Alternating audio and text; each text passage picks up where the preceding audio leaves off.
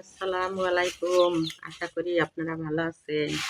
আমরা আল্লাহর রহমতে আপনাদের দোয়ায় ভালো আছি। দেখেন আমার নানা ভাইয়ের কাজ কাম। নানা ভাই এতগুলো মাছ নিয়ে আসছে। এখন আমার একা একা এই মাছগুলো কাটা ধোয়া কি ঝামেলা। আমার দাদা ভাইও দাঁড়িয়ে আছে, দেখছে। ট্যাংরা মাছ, তেলাপিয়া মাছ,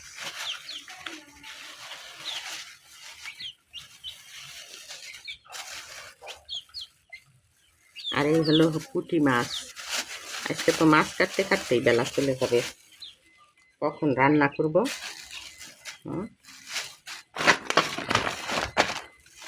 দেখো পুঁটি মাছ খাবে ভাজা, আর এই আনছি ইলিশ মাছ।